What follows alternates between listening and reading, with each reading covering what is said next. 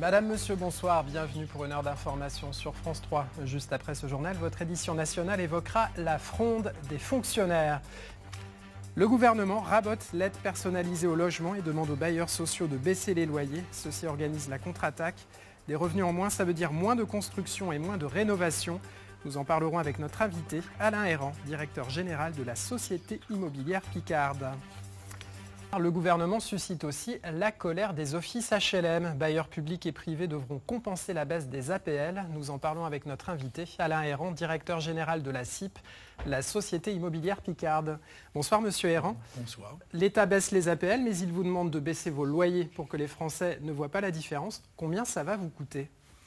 C'est très simple, sur un organisme de 8000 logements, ça représente entre 2 et 3 millions d'euros par an, en moins, en perte de loyer.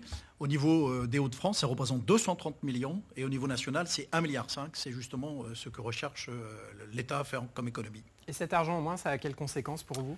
Les conséquences sont très simples. D'abord, c'est un problème au niveau péril sur le territoire, parce qu'au niveau des Hauts-de-France, 10 000 logements neufs en moins ne pourront pas être construits dans les années qui arrivent, alors qu'on a une demande de logement à hauteur de 175 000 ménages qui attendent.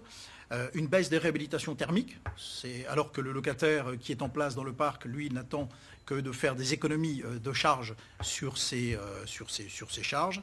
Et enfin, une diminution du carnet de commandes du BTP d'environ un tiers, ce qui représente quelque chose comme 30 000 emplois directs et indirects qui sont menacés.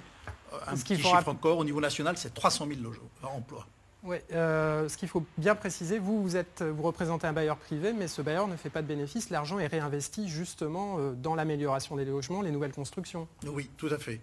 Cette loi concerne uniquement les HLM, et dans le monde HLM, il y a aussi bien des bailleurs publics que des bailleurs privés. L'un comme l'autre d'ailleurs réinvestissent quasiment systématiquement l'argent que nos ressources, et le fait de nous amputer d'une partie de nos ressources fait que nos réinvestissements seront moindres, tant en termes de construction neuve que de réhabilitation. Et ça va aussi concerner les zones rurales dans une région comme la nôtre ?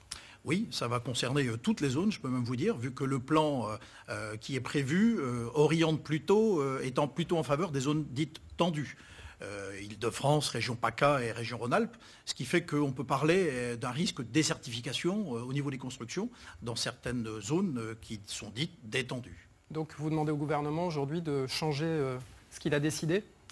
Alors ce qu'on aimerait bien effectivement, c'est que le gouvernement revoie sa copie en matière de logement, à l'instar de ce qu'il a fait il y a encore hier, sur une pression de la Fédération française du bâtiment. Il a demandé tout simplement au niveau de l'accession sociale sécurisée, le prêt à taux zéro, qui était supprimé dans les zones tendues, on a un moratoire de 2 ans. Et c'est une bonne chose pour l'accession sociale. Merci beaucoup Alain Errand. Donc les offices HLM ont décidé de montrer les dents au gouvernement. Merci à vous.